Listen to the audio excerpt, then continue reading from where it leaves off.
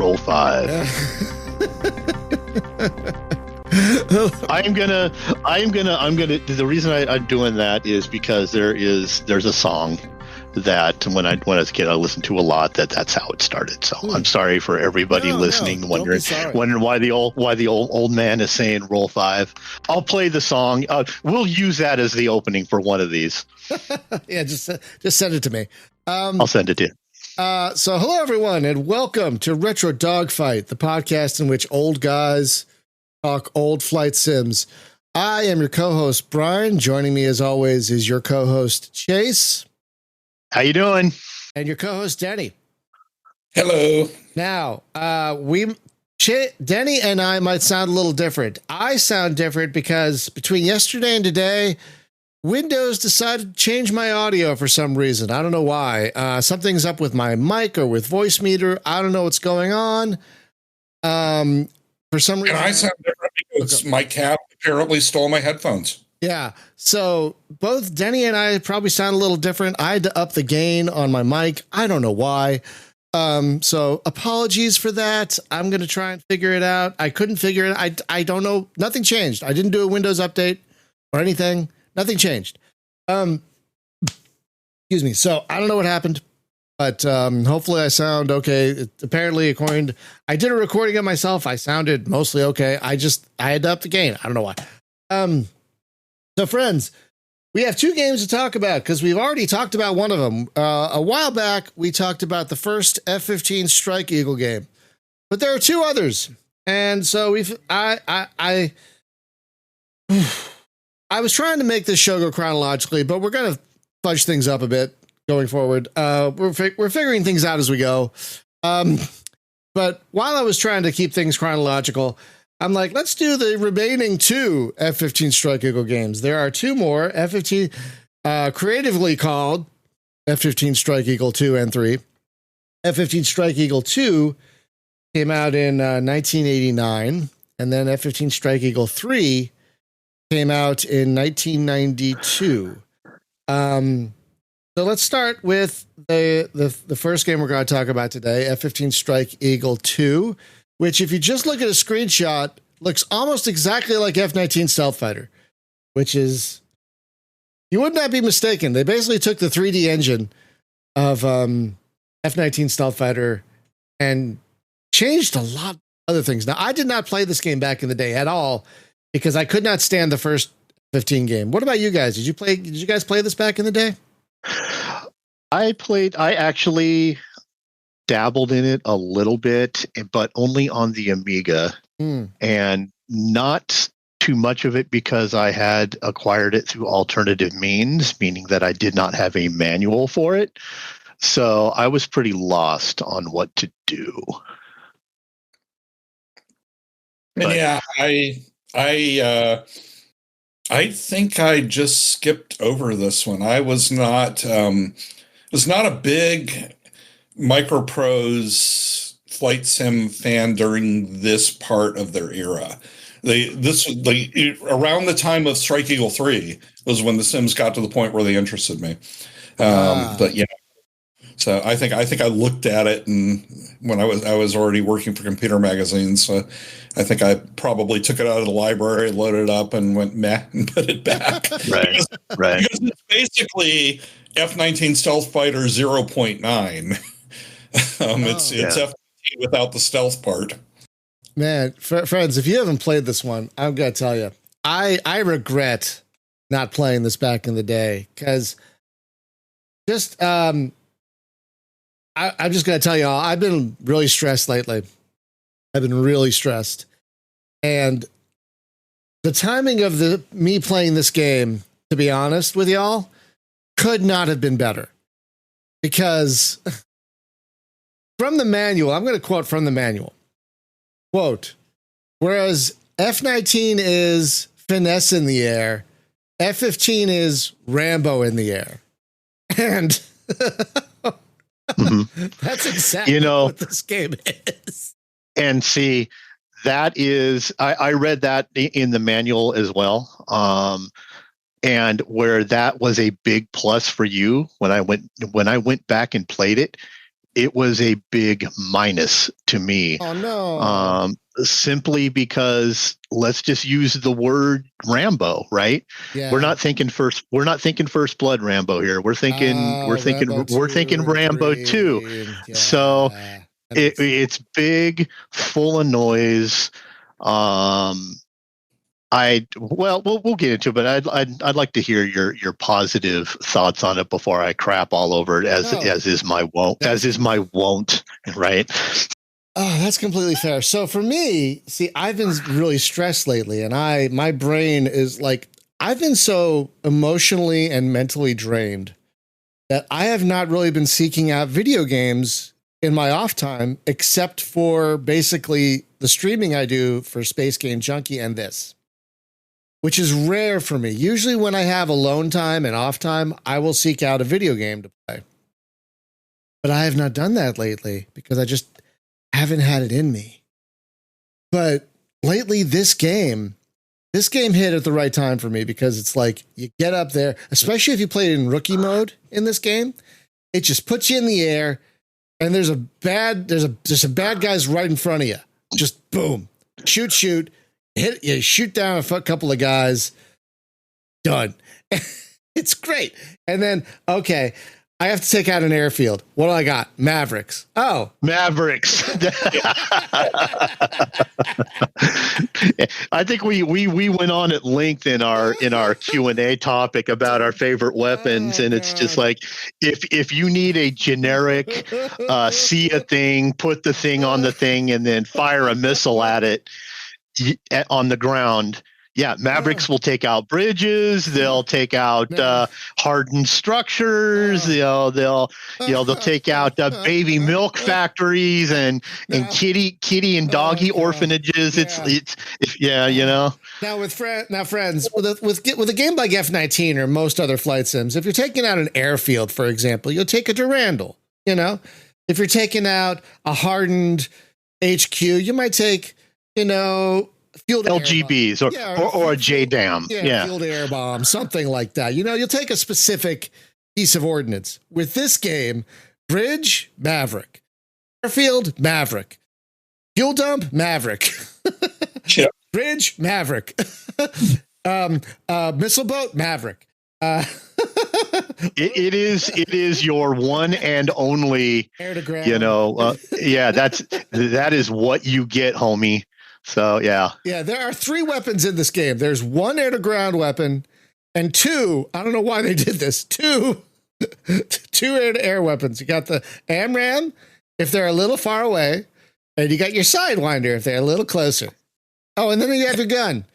And but you can use your gun on anything. If it's an airfield, gun. If it's a headquarters, gun. if it's a fuel dump, fuel depot, gun. I mean, if you've run out of missiles, if it's a SAM site, gun. The gun just works on everything. It's great. Who knew that the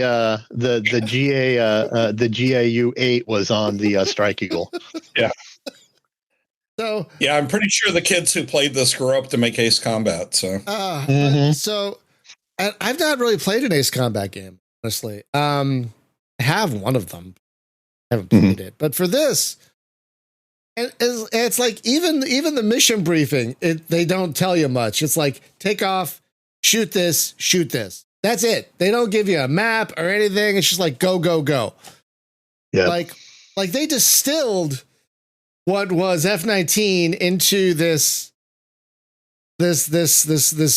cocktail, this beautiful old-fashioned this beautiful old-fashioned cocktail that I just kept drinking. I just kept playing it because the missions are fast too.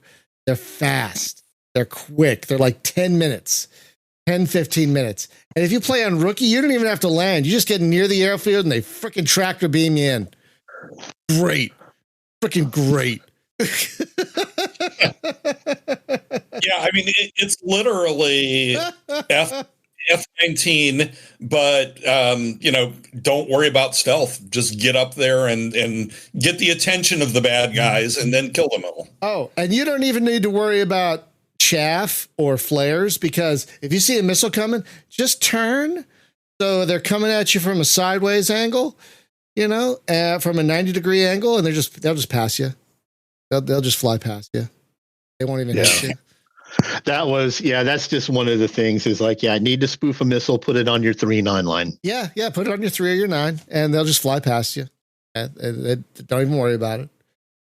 They did fix the one. I will say sorry, go ahead. One weird thing about this sim, as we're talking about its insane level of realism, is having actually flown in the backseat of an F-15, because I had to work that into this episode somehow.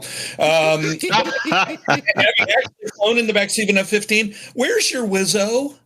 Like, you're doing everything. Mm-hmm. Mm-hmm. But I mean, they've distilled everything. They've distilled everything down to 3 screens. You can do everything.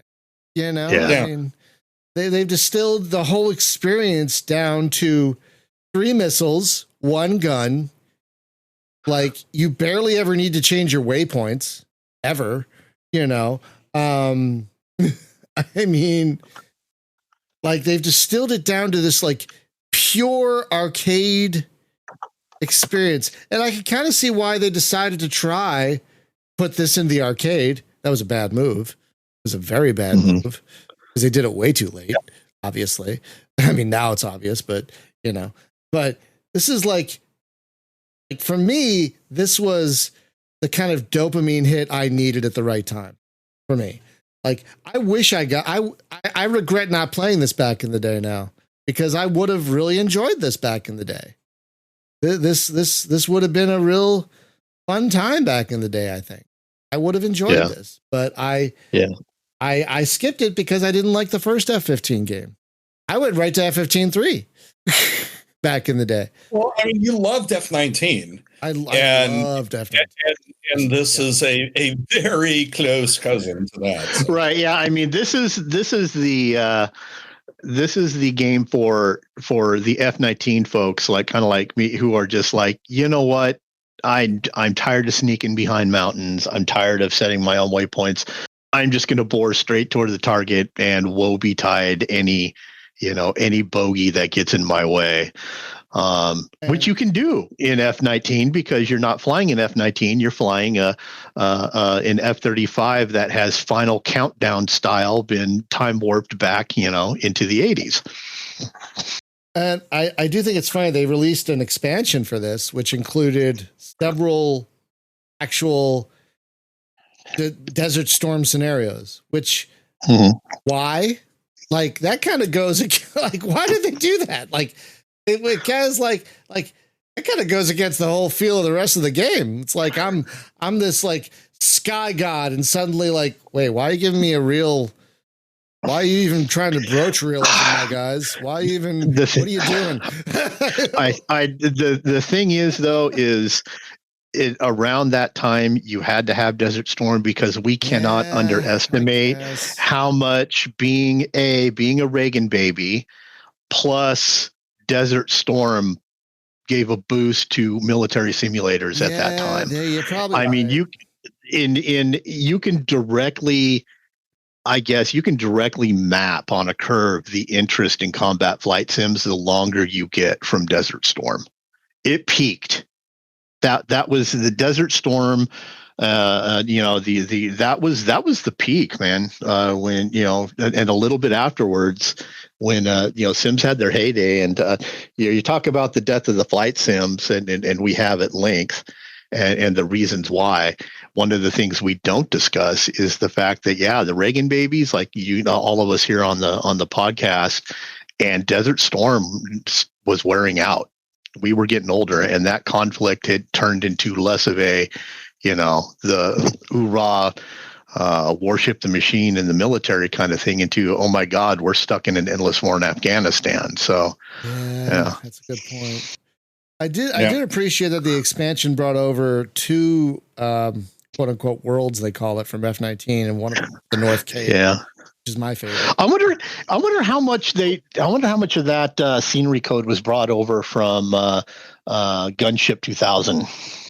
I don't know. Because that was all the same engine. No, yeah. I don't think they were. I think because the Gunship 2000 was a very different, I think, engine because it was much closer to the ground. Yeah, much closer to the ground. So I think it was a very different. I think they were very different engines.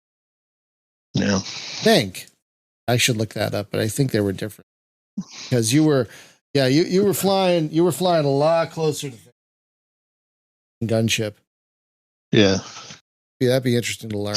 So you loved it, and I will agree. It. I will agree with you. Maybe. Well, again, flying on the Amiga with the digital joystick, and the Amiga heads tend to have a different mindset to the stuff like that. But I if I had the manual, maybe I would have enjoyed it a little bit more, understanding more what was going on. But playing it nowadays,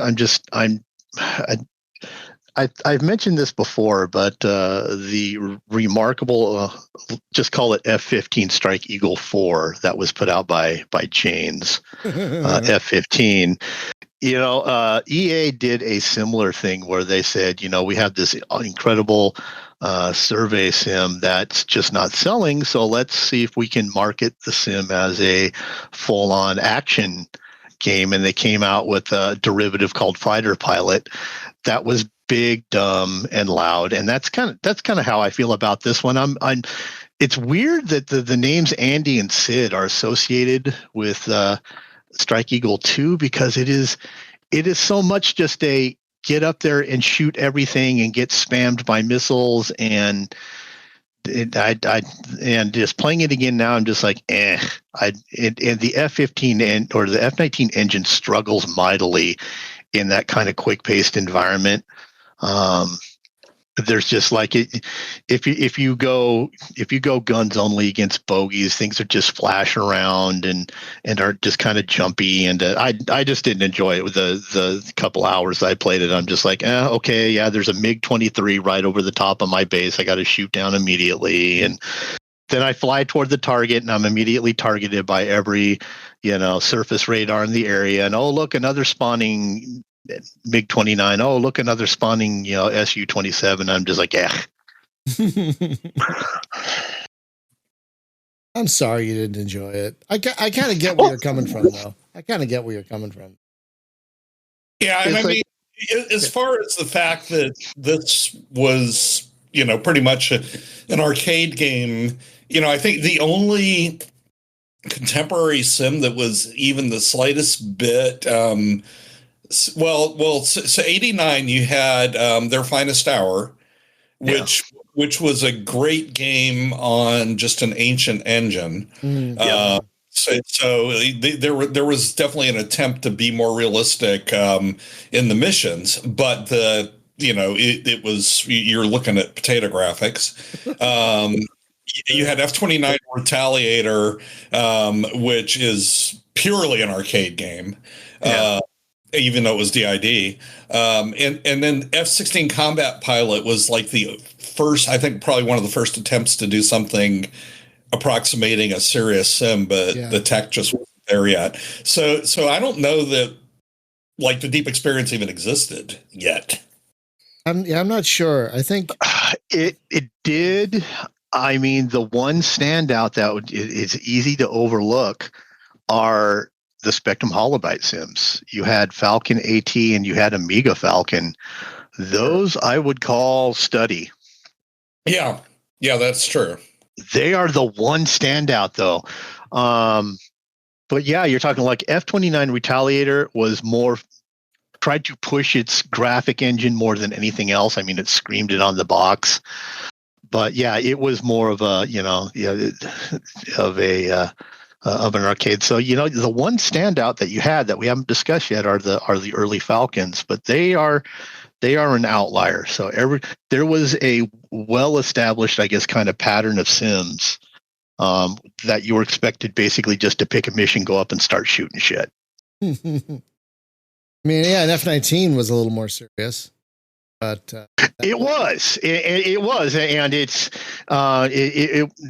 was.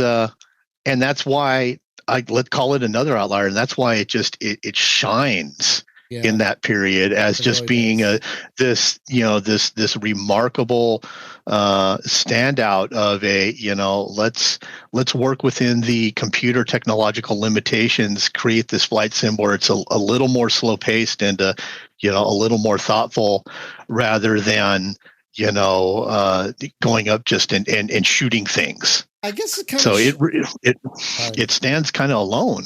I guess it kind of shows the swings MicroProse was willing to take back then, because you have Gunship in '86, which was trying to be serious.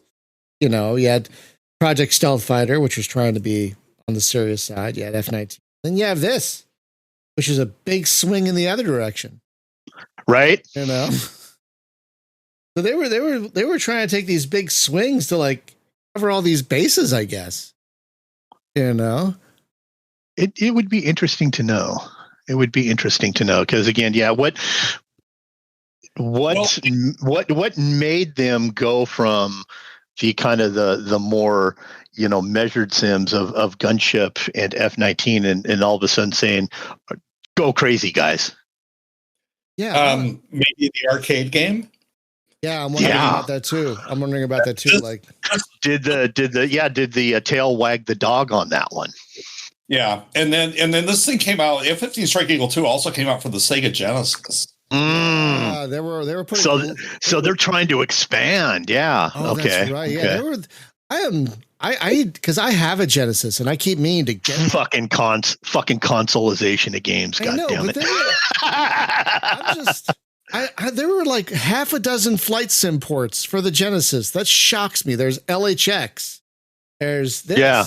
There's this. There's like MiG-29 and there's an F-22 game. And I think there's a couple others. I keep meaning to pick them up because apparently they're pretty good. Apparently. Keep meaning to pick them up because again, I have a Genesis. I should use it sometimes. So maybe that was kind of it. Maybe they were, testing the field to see if like these more kind of, because the next I'm looking at our extensive list of sims that we're planning on covering, and like the next one they did was like 1990 was like Knights of the Sky, which I haven't played, but that's a little more serious, isn't it? That's more of a serious. Yeah. It is. When I was researching this, just to remind myself about what was going on at the time, I ran into two interesting things. One is that they're calling the F-15EX the Eagle 2. So that really makes this game harder to search for. But also, there was a newspaper. They was before the internet. There was things called newspapers. There was a newspaper article which was an interview with Wild Bill Staley on MicroProse returning to their roots and focusing on serious flight sims, war games, and I can't remember what the third category was, but it was talking about how they had tried to broaden broaden the audience, and it was not successful. It was post the F-15 arcade game, which nearly bankrupted them, I think. Yeah, that was. So this, I think, was that part of that trying to make the net bigger, and then they went back. It must have been. Didn't they did. They did, yeah, because I recall playing the arcade. Did they do a Gunship one too, or was it just? Oh, that's a good question. I think they might. I can't if they did a helicopter one or not. I just probably I'm mixing it up in my mind. I'm mixing up. I don't know. Yeah, Strike Eagle, but I could have swore they did a helicopter one too. Possibly. But just a stupid diversion. I mean, easy to say, armchair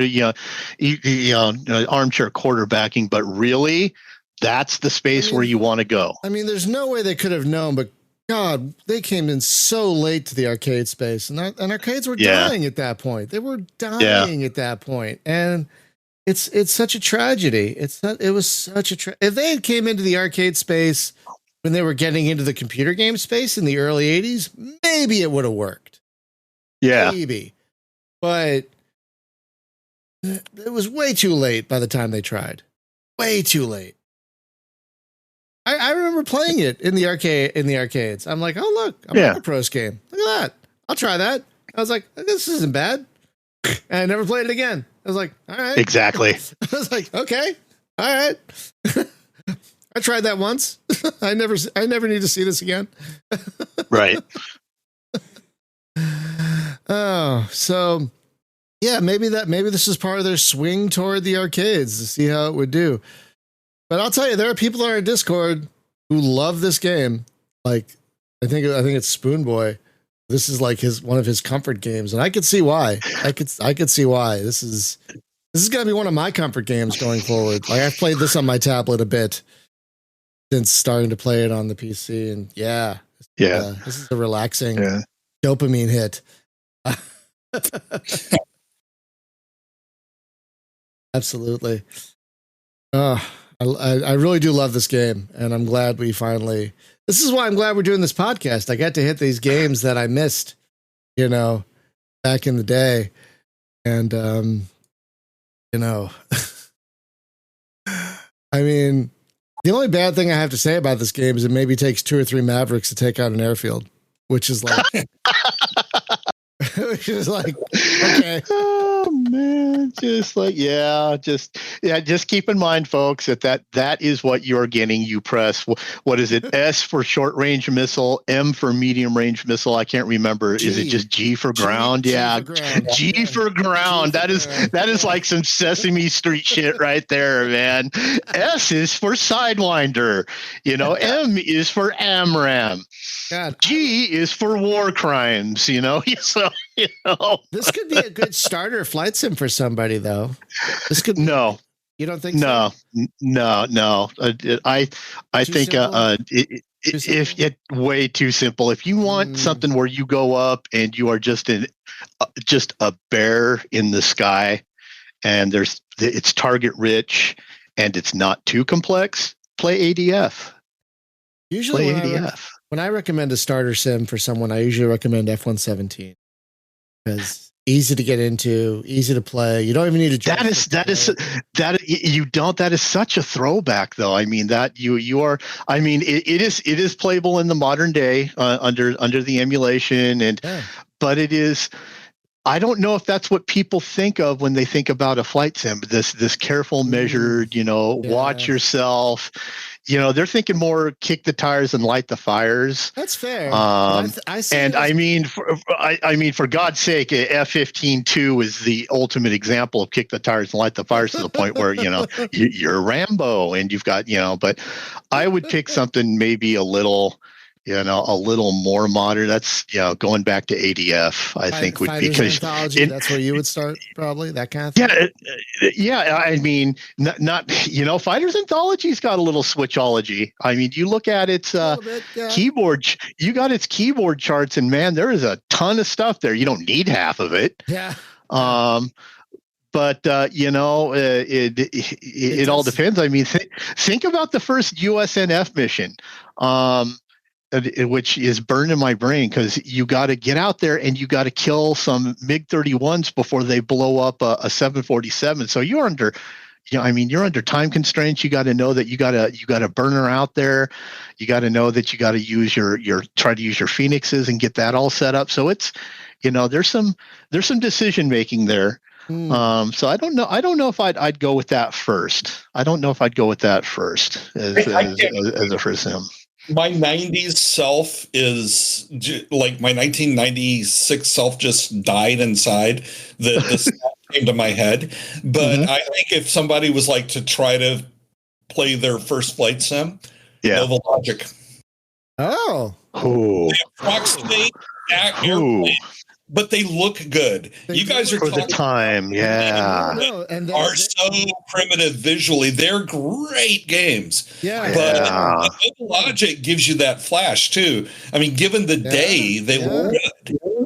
They were all flash. They were all hat and no cowboy, and that would be perfect. That's good. That would be perfect. Good. And they're on Steam, and they run pretty well, and they've got lots of training missions. And that's No, and they're meant to be like accessible. So that's a really good point. Like you can get F-16 or MiG-29 I think one of the F-22s. They're all on Steam. Yeah, 3 of them. Yeah. We have nukes in F-22. Yeah, I think it's Lightning 3. I think that's the one that's on Steam. Yeah, F-22. Yeah, so I think at least 3 of the Neologics are on Steam. Oh, and Comanche 4, I think is on Dude, Steam. all of them are. All of them are. All of them are. Armored Fists are on there, I think 3's on there. I think so. I'm not sure if all of them are, but I think a lot of them are.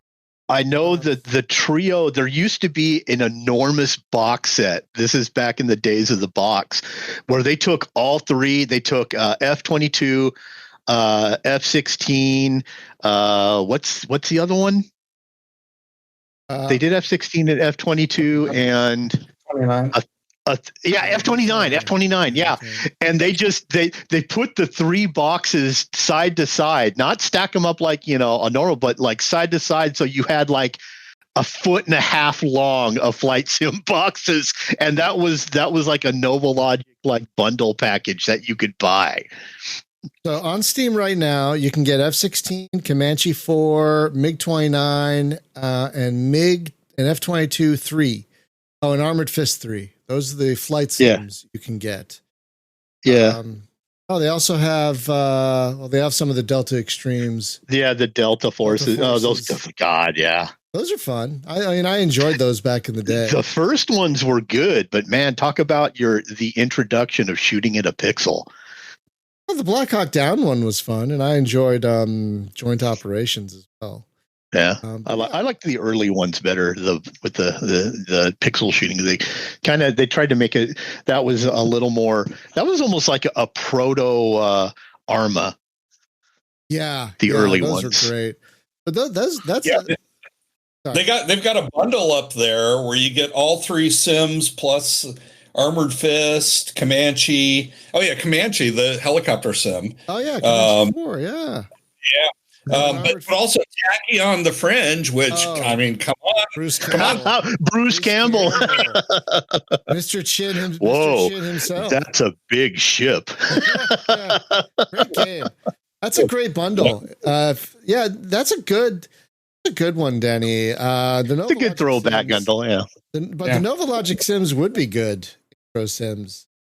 They're probably not hard. I think we beat F-15 to death. I mean, we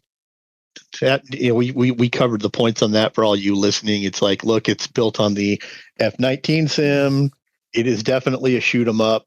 Yeah. Don't expect any kind of realism. And I think it's a real. Your mileage may vary.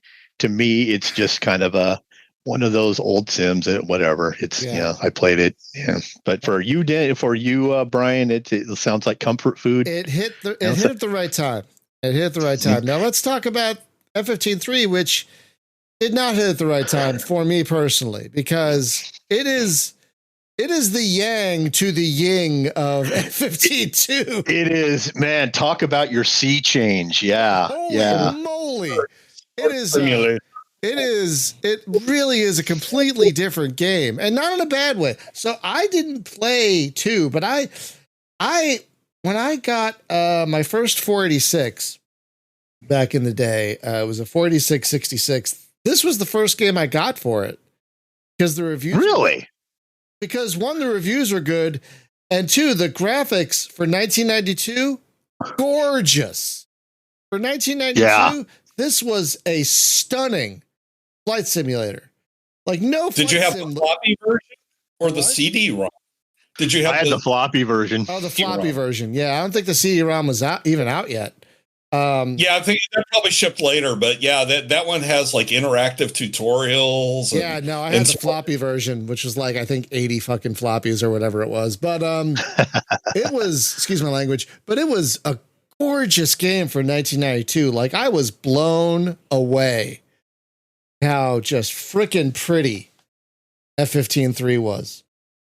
And it's a much more complex game, even though they still try and keep it simple. There are 2 modes to this game. There's like standard and advanced. Yeah, standard and authentic. Excuse me. Yes.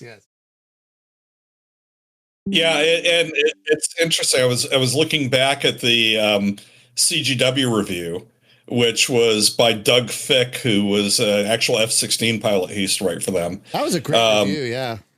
Yeah, and he was saying that Spectrum Holobyte could learn a few things about flight modeling from this. Yeah. you know, it's just kind of, it's like it came out of nowhere in the way it was. And I mean, there's still like artifacts of their previous stuff before, like the opening screens and the mission selection stuff is all, pulled directly from F-19. But I think they were specifically targeting two areas. The first was Falcon had come out, right? Falcon 3. And let's just call Falcon 3 the first hardcore sim, right? And maybe MicroProse saw the reaction to that, right? And the second was Strike Commander. They wanted to, if you read the manual, and I think they wanted to beat Strike Commander to the textured polygon punch. Oh, interesting. With their new graphic engine, and you can even read in the Strike Commander designer notes, they lament that they had planned on being the first textured polygon sim, but they had been beaten. They didn't mention F-15 3, but it was the only one that really that had textured, ground and stuff like that came out like that. So yeah, MicroProse was really trying to up its game here. They decided to go hardcore. This is, I will call this a level of accessibility much less. Yes. Right. Oh, yeah. Because you're thinking, F-15 2 SMG, right? F-15 3. Oh no, you are now selecting weapons that you can customize by pylon, right? So you are selecting 1, 2, 3, 4, 5, 6 by pylon, and you've got a backseater and radar modes. And it just came out of the blue, and that's all Falcon's fault. And I'm going to tell you guys something. I bought a USB numeric keypad for my laptop because of this game. I can believe it. Yeah. Because of this game, I'm like, okay, there's a lot I can't do because I don't have a numeric keypad. And I spent half of my time playing these sims on my desktop and my laptop. I'm like, I need a numeric keypad because we're getting into that era where a lot of these games, you need a numeric keypad. I'm like, yeah, for views. Yeah. But wow. Yeah. It was a change. It shifted a design change. Oh my God. Yes. It's night and day, literally night and day. It is. And the graphics engine, it's interesting. They put a lot of effort and a lot of their polygon budget into the F-15. The F-15 looks good. But then you go into combat against a series of polygons that are flying in formation that kind of resembles a MiG-27. Yeah, they probably pulled a lot of the models from F-15 too. Oh but my God. Once all over everything. Oh my God. Once again, this is another manual. Just like F-19 did, where they specifically call out that, Max Remington, created the most detailed, model of the, F-15 3 ever created. So they specifically called that out. Yeah. And I love reading the credits because I'm weird, but talk about your who's who. Yeah. Oh my God. Just yeah. I read the manual too. You had Andy there. This is Scott Spanberg's first sim, and he would go on to do. Oh crap! I'm so sorry. E2 or M1. Sorry, hang on.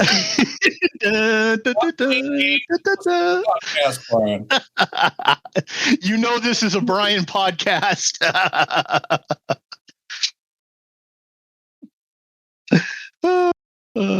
Did we lose him? Well, anyway, yeah. It's definitely a. I mean, Brian Reynolds wrote the installer. Right. It is a who's who. Wait, what? Yeah, I missed that. Wait. Yeah. Okay. I'm so sorry about that, guys. I have my front gate is whitelisted on Do Not Disturb, and that was Amazon. I apologize. Yes. Say that again. Brian Reynolds. What? like Civ 2 and all those great games. Alpha Centauri, all that. He's credited as one of the installer writers. Holy what? Yeah. It is a who's who of MicroProse sim greats. So this is. Oh my God. This is an all up effort, and it absolutely shows. It's and I consider it. It seems like great sims come in threes, like with DID, it was EF2000, ADF, and TA. If you want to look at Nova Logic, they had their 3. And this is the first of 3 from MicroProse of F-15-3, Fleet Defender, and then PA. And Oh, wow. Jim Day, who was the lead on Gunship 2000, did the technical documentation. Yeah. They pulled in everybody. So, folks, this is kind of a forgotten sim. Let's just call it. I mean, everyone remembers Jane's F-15. That's right. This is where it started. I mean, you had ground mapping, you had the backseater, multiple MFP modes. You were now toggling between track between scan and flood mode and on radars. So you had the radar switchology, and a lot of it had been done. It's interesting because one of the things that kind of carried forward from the previous sims is this is still a you against the world sim. Yes, it is. Yes, it is. Falcon 3 was not. Falcon 3 had introduced the similar levels of switchology.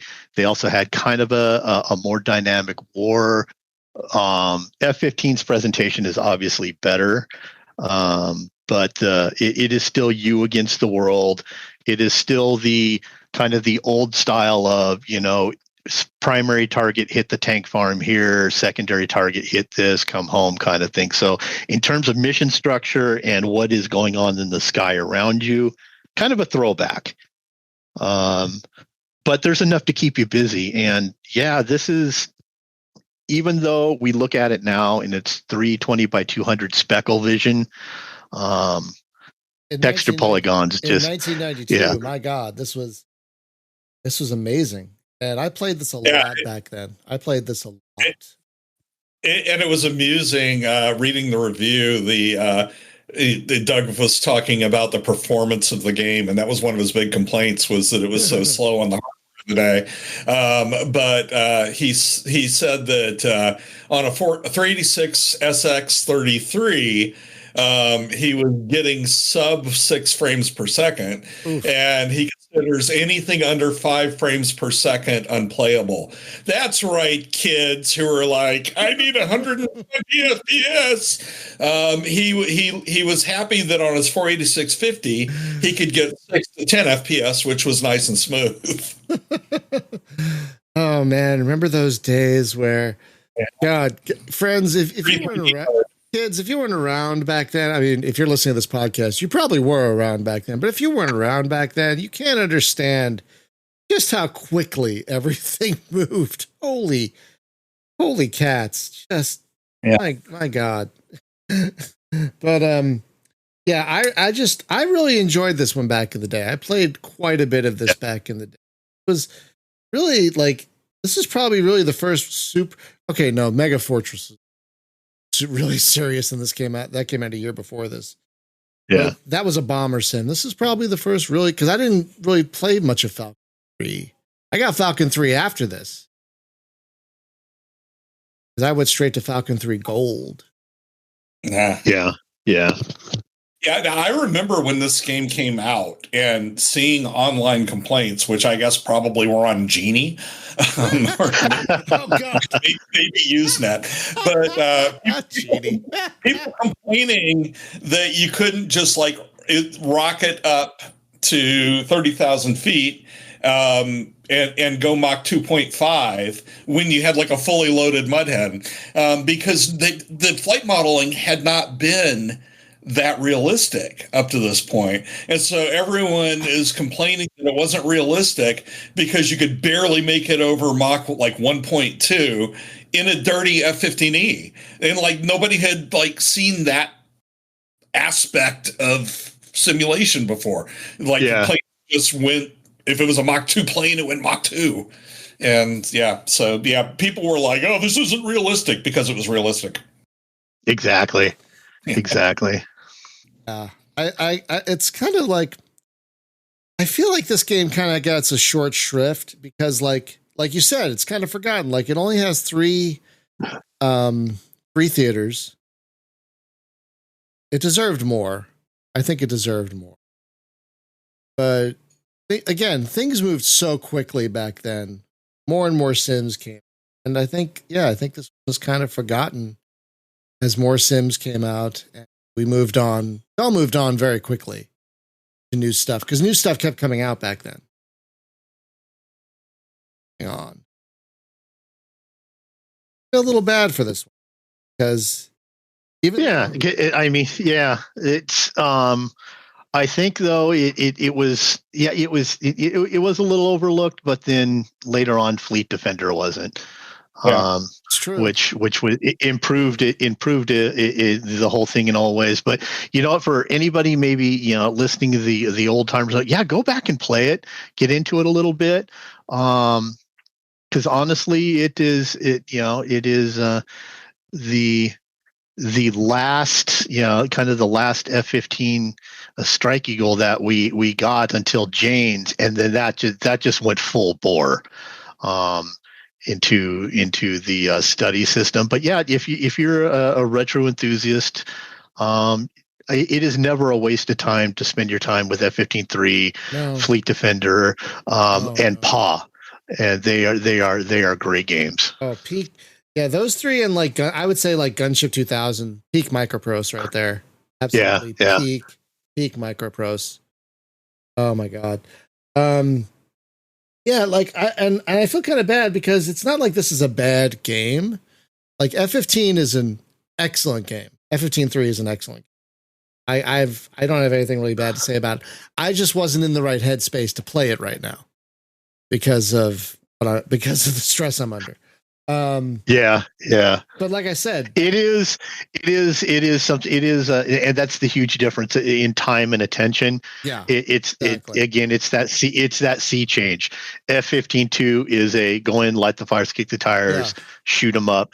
F-15-3 is it's a sim. You're going to have to. It's more demanding. And I agree with you, Brian, that with everything going on right now and in our personal lives, sometimes it's hard to muster up that enthusiasm for.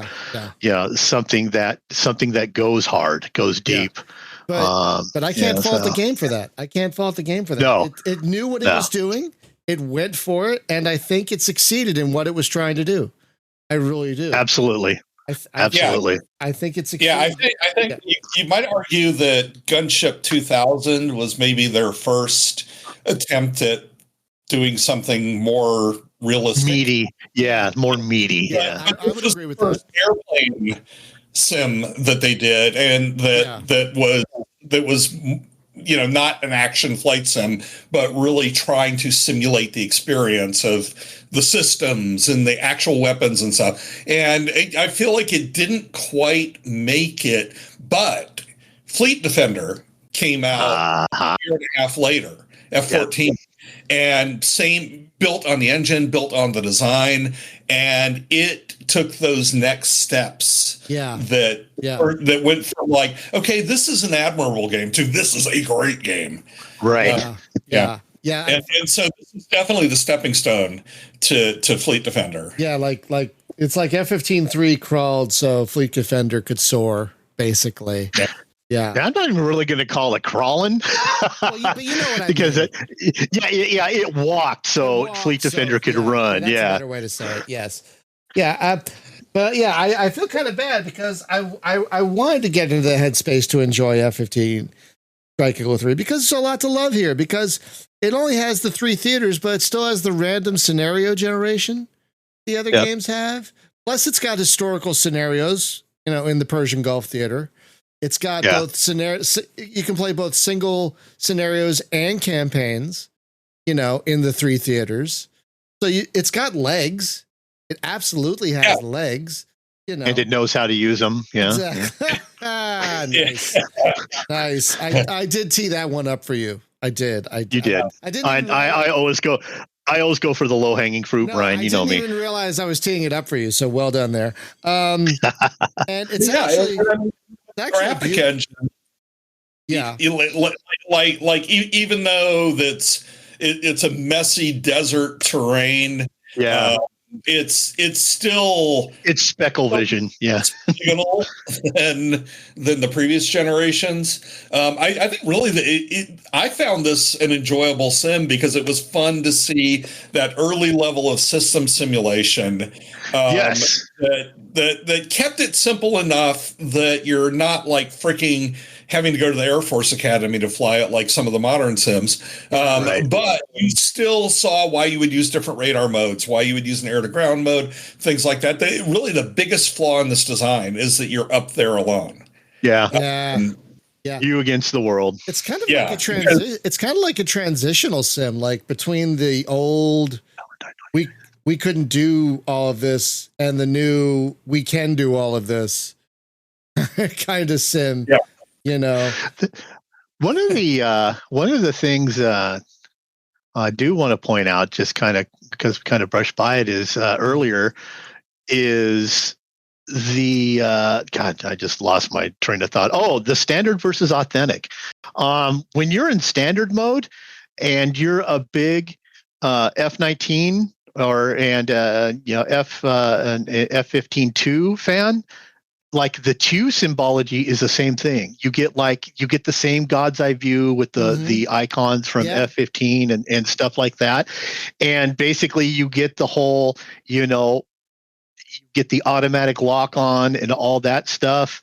Whereas, I don't know about you, and maybe this is just a curse of all flight simmers. I think this is worth discussing. Back in the day, and especially Denny and me and Brian, I'm not sure about you. Were you like compelled by like your ego, and just did you always go to authentic immediately? No. Did you always go to the high? I did. Never. And I think I ruined some of my enjoyment of some sims that way. Never. How about you, Denny? Were you I am a man and I'm going to play with man settings and all? Yeah, just because I wanted, like, what appeals to me about these kinds of sims is like really having that experience of like trying to see what it's like to fly these kind of planes. And so, you want to put on the realistic flight model, and you want to like, have the weapons reasonably limited. I think I definitely was hardcore when it came to stuff like flight model and that kind of thing. I probably did unlimited fuel because you really don't want to ration your afterburners. And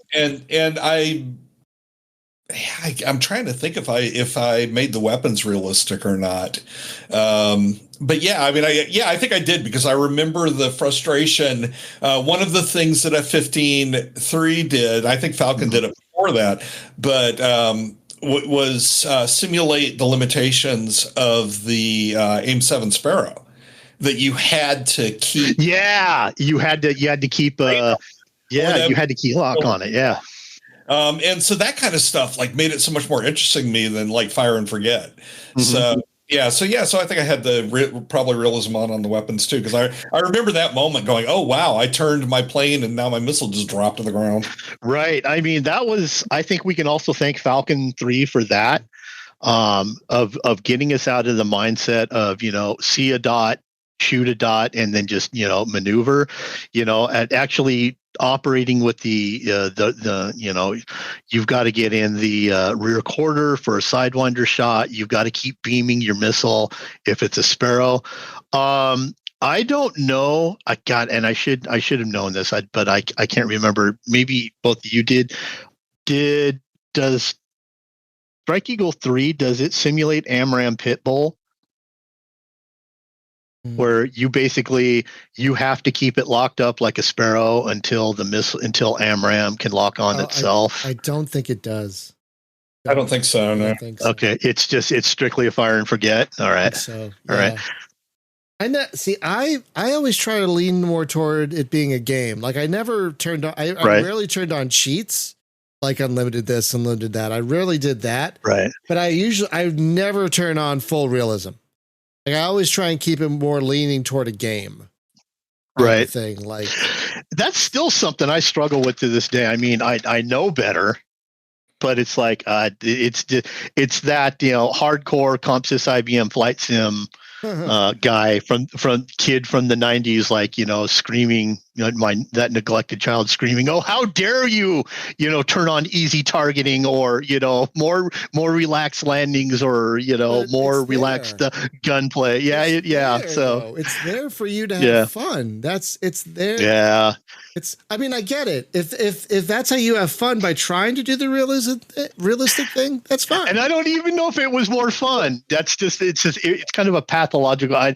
And I know I'm just kind of spouting it here, but I know that there's people listening to this podcast, you who are nodding your head along with me right now, going, even though I know I didn't have as much fun, I had to show I had hair on my privates by bumping everything, bumping everything up to the max. I mean, I know who you are. I know who you are. The difference is, though, that the max in those days kind of made things perform like they do in real life. Whereas now, when you bump it up to the max, oh my God, how do I fly the plane when I have this radar?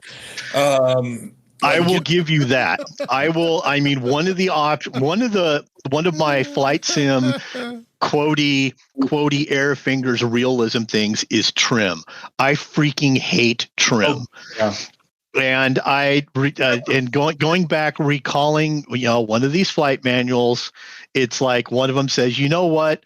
I think it's a dynamics game. It's like, you know what? We are assuming that you are an experienced pilot and you are taking care of things like mixture and trim and RPM automatically.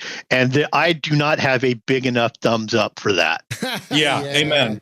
And in a real plane, you feel the trim. Like you just adjust the trim a little bit and boom, it flies straight and level. You have no feel in the sim. This is yet another case of the sim people who read about this stuff and haven't done it. And they think, oh no, you got to have all of this for it to be real. It's actually 20 times harder when you simulate it than it is in a real plane when you just tap the trim wheel a couple notches and boom, you're flying straight. Just infuriating. Absolutely infuriating. So I think we could say that from both of us, from all three of us, it's worth at least checking these two sims out for different reasons. If you want to try a kind of comfort, balls to the wall, Rambo in the sky, Rambo 2 and 3 in the skies, a comfort food kind of cookie dough ice cream sim, Strike Eagle 2.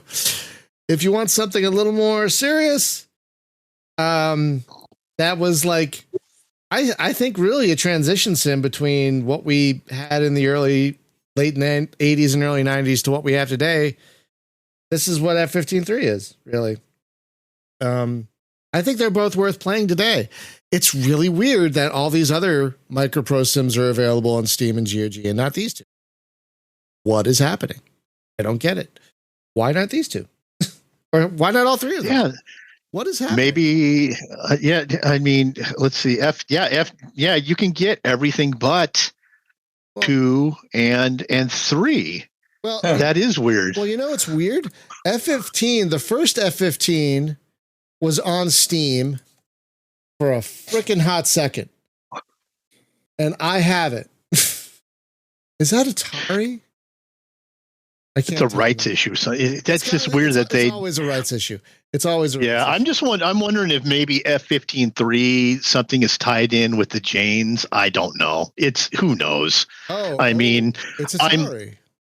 So yeah, I'm kind of fans with EA, so that wouldn't be. Yeah, I'm just kind of after, and we're going to discuss, preview of our next episode. We're going to discuss a sim that, frankly, was released, and it makes me look back on all of these other releases as like, eh. Oh man, we'll get to that in a minute. Yeah. So interestingly enough, the first F-15 Strike Eagle hit Steam in 2022, and then it was removed. I don't know why, but the publisher is Atari. So you can guess from that they have the rights to the F-15 line. So what the hell's going on there? Atari has put out other games, like I think they're the ones that put the gunship games on Steam. So why not the F-15? It was weird how the old Sims were released. There was like some company like Tomo or something like that calling themselves, and they just dumped them out there. I think, and it just is like, why, guys? I mean, it was not for software preservation. They just plop, here you go, guys. And I mentioned this before. A couple of them were Where's Scene releases, but they've gotten better. They've gotten better, like M1TP2 and your dealings with the gunship dump. They did. They cleaned that up, and then our next sim, which we will be talking about in our next podcast, that is how you do it right, people. That is no more dumping, just dumping the files or the CD ISO on DOSBox out there. Let's talk about that. Let's talk about that. Yeah. So, friends, the next sim, we're going to start jumping around a bit. We were doing chronologically. We had some internal discussions about that, and we're going to start moving around a bit more. So the next sim is kind of our first review, kind of. About a few weeks ago, we had a surprise release on Steam. Digital Image Designs F-22 ADF, Air Dominance Fighter. This was their sequel to EF-2000. It was their, it wasn't Total Air War. It wasn't the one with the dynamic campaigns. And to my shame, I was a dynamic campaign snob back in the day, and I bought it. But hell yeah. I barely played it. I was a snob. I feel like I was part of the problem back in the day. I feel like I might have been part of the problem, and I might have helped kill flight sims back in the day, and I hate to admit that. But I feel like I might have been part of. I'm going to admit, I did buy almost all of the flight sims. I did buy them. But I feel like I was still, because of my snobbery, I was still part of the problem, and I'm ashamed to admit that, but here we are. But these guys, as part of the Air Dominance project, they reverse engineered. I mean, this project is made up of people who've made EF-22 Reloaded, which is like a DOSBox wrapper for EF-2000. They've made TA 2.30, which is like a Windows, which is like a modern DG Voodoo, yeah, which is like a modern, DG Voodoo wrapper, yeah. But they have like kind of reverse engineered F-22 ADF and made it a modern Windows program. This is not just an MU dump like a lot of these people do. They throw it in DOSBox or whatever. They have actually reverse engineered it and made it a modern Windows program with head tracking, which the original did not have, and all kinds of stuff. So the folks behind it, because I know them, they actually gave us keys. They were kind enough to give us keys for the game. So that's what we're going to talk about next month, is the new Steam release version of F-22 Air Dominance Fighter, which I've already started playing, and wow, they did an amazing job of bringing this to modern Windows. Just a little bit of a spoiler. Wow. And it got released, like some of the joystick stuff doesn't working, and they've already fixed that. Like they're really working their butts off making this a modern comparable Windows program. Like, wow. So that's going to be our next episode, is F-22 Air Dominance Fighter. But for the Strike Eagles here, I would say, yeah, F-15 2 and 3 are worthwhile programs that if you have any interest in the Eagle, the good old Strike Eagle, are definitely worth checking out. Again, you can't buy them legally, sadly, unless you go to eBay. But yeah, they're fun. I would say both of them are fun in their own way. So yeah. And then the next time we're going to do F-22 ADF, which I think we're all very excited about. Because wow. I am. Yeah, this is the type. Yeah. This is definitely the type of classic release we'd love to see more of. Absolutely, especially of a Windows 9X program on modern Windows. If we could see more of this, that would be amazing. Oh my God. Can you imagine if they did this with like the Jane's games or Mig Alley? You know, these or EAW, which the source code is out there. Hint, hint. Yeah. Quit trying to make IL2 out of EAW, guys. But that's going to be my rant when that sim comes around. So I'll save it. It's on Steam and GOG, but it's wonky. It's not the best experience. We'll get there. We're going to get there. We actually have that. We actually have that teed up. So, any closing thoughts on the Strike Eagle games, you guys, before we wrap? Mine is just ignore F-15-2 as a historical artifact.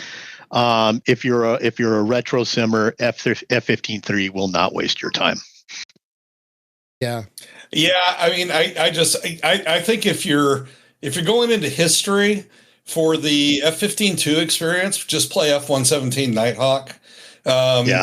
And for the F-15-3 experience, just skip to Fleet Defender. But if you want to see the history or you want to fly an Eagle, then these are worth it. But otherwise, I'd say go for the immediate predecessor or the next one. I will say one thing. The only downside to F-14 is that if you like dropping bombs, you're not going to get much of that in F-14.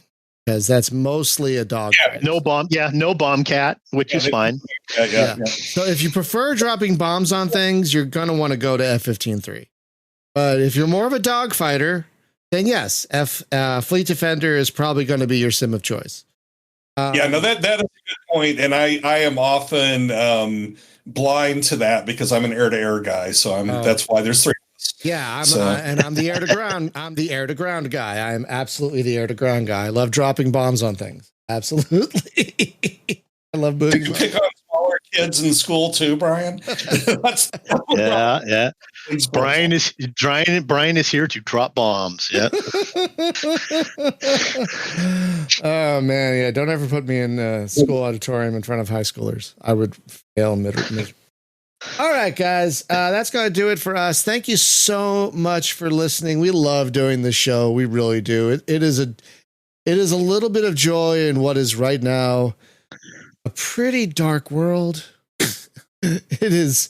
Yeah. We hate interesting times. Interesting times. And right now, today, as we record this, February 28th, 2026, it is a little too interesting. So, it's a little too interesting. And we definitely, for the folks that we definitely appreciate any and all feedback. We love getting comments about these podcasts, even if it's a drop like "you guys are idiots" or "you guys are great," one-liner.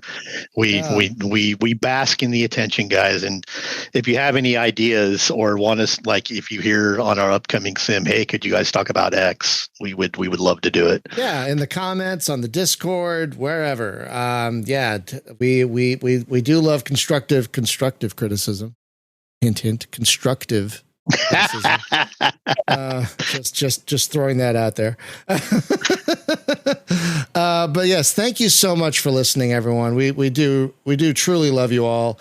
Hey, don't forget, we do have a Discord. It's I believe discord.retrodogfight.com. We're growing into a lovely community of fellow sim nuts. It's a lot of fun. We're just recently talking about Flight Unlimited over there. His name Darkened Room put up a guide on how to get that beast of a thing running. So that's always fun. So yeah, thank you so much for listening. And we can't wait to see you next month for F-22 air dominance fighter. Have a great one, everyone. Be safe and check your six. Take care. Bye-bye. Bye-bye. Bye.